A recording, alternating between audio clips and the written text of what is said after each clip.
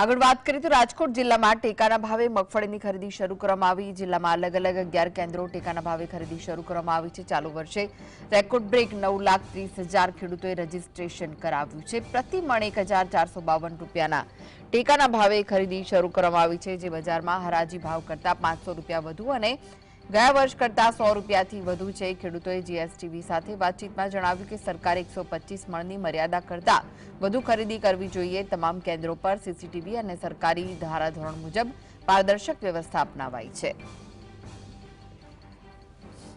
भाव तो जे मगफळीना सरकारे नक्की कर्या छे 1452 रूपिया ए बराबर छे अने ए खेडूतो माटे सारा भाव कहेवाय।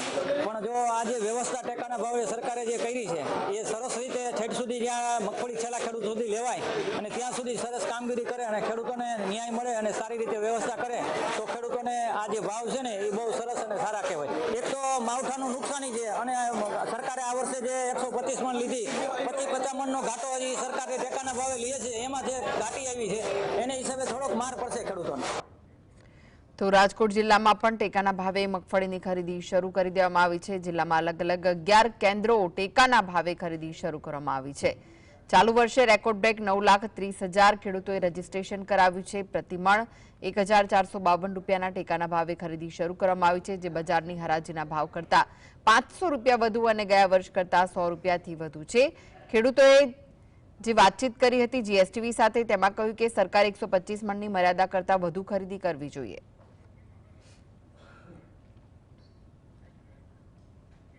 તો આ વિશે વધુ માહિતી માટે જોડાઈ ગયા છે રાજકોટથી સંવાદદાતા લકીરાજસિંહ। લકીરાજ, આજથી ટેકાના ભાવે મગફળીની ખરીદી કરવામાં આવી રહી છે। જે ખેડૂતોની ઈચ્છા છે કે 125 મણની મર્યાદા કરતા વધુ ખરીદી કરવી જોઈએ, શું વિગતો છે, શું કહેવું છે ખેડૂતોનું? જે આપને જણાવી દો કે રાજકોટ જિલ્લામાં અલગ અલગ 11 કેન્દ્રો ઉપર જે મગફળીની ટેકાના ભાવે ખરીદી છે તે સરકાર દ્વારા કરવામાં આવી રહી છે। જો વાત કરવામાં આવે તો જે જાહેર હરાજી છે માર્કેટિંગ યાર્ડમાં થતી હોય છે તેના કરતા 500 રૂપિયા વધુ છે તે રાખવામાં આવ્યા છે સરકાર દ્વારા।